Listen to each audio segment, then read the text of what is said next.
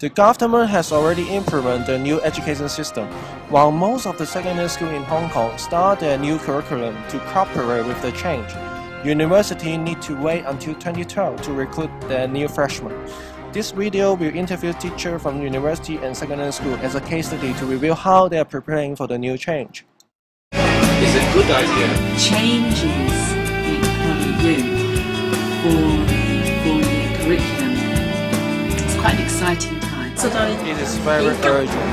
I think the NSS curriculum doesn't prepare students so well for their future career. One issue seems to be not knowing enough about the sort of total plan, at least secondary, tertiary, right? But it will be quite demanding for both the teachers and the students to rush through the 3 electives on top of the core papers. To teachers, the great impact is school-based assessment. To students, they have to undergo many assessments. Are we just transferring what's been cut? Students may not choose what they want in the new system. Then, what's the role of this 1 year? And what's our role? I don't know whether it's for us to identify or for the university senior management or for the Hong Kong Education Bureau. That's leaving it to us to fill up the gap. I find it very difficult. There are no contexts where we're getting together with people who are having to do this in the secondary school system saying, nah, what's your take, what's your wisdom, how can we work together? We open a dialogue and there is more understanding of Each other roles. That's right.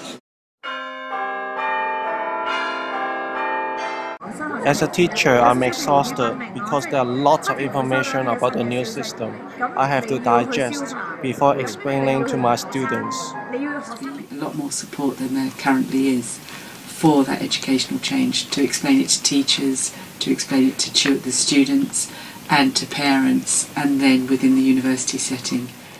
In my school, there are many briefing sections. We gather all students at the beginning of semester to teach them how they are going to select their electives. What are the 4 major subjects? It already happened in schools, and still there's quite a major confusion, and it's not really clear what it's going to finally look like. With such a large number of students, how can teachers, while facing the busy preparation for the core papers, can manage to prepare students for the working place? Even students may not be as good as those in the old system. First-year students seem quite young, and they don't seem as mature as perhaps other students in other international contexts. So when you are taking students that are a year younger, then there's a number of issues in relation to not only their maturity, the level of work that can be expected, the level of language development. Difficult. Form 4 need to study things used in Form 7. I think the university needs to take quite a lot of care over the pastoral care of first-year students, because they'll find it even more bewildering than the current first-year students who are 1 year older. Universities should prepare more basic courses in Year 1, which helps students to prepare Year 2 as well as university life. I hope English can be compulsory, at least for the first 2 years for university students. Year 1 is a general education, like a liberal study, sort of bit of everything for the first year. Get yourself geared up in this tertiary environment, and then second year you're ready to start like what we've been doing. An English language teaching perspective, raising students' awareness of being able to deal with complete texts and not looking at language as isolated choices of vocabulary that needs to be learned off by heart. So teaching students resources that go beyond grammar, beyond word vocabulary, and beyond sentences.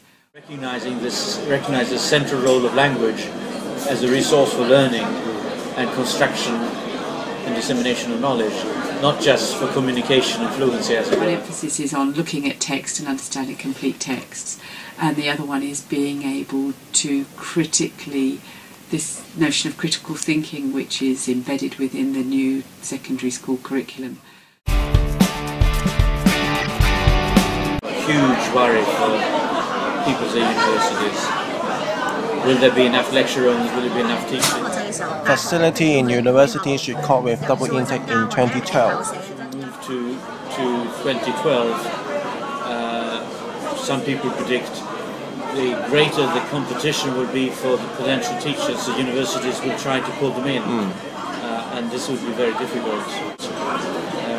We're adding a whole year, but the government is only funding it at 65%. So there's tremendous squeeze in universities that are already under great pressure. University people are ready for it, and we're not ready, but are getting ready for it. If you look at activities in university, the answer is very clear: no, we're not ready. But we're getting ready. So the question is sort of, will we be ready by 2012?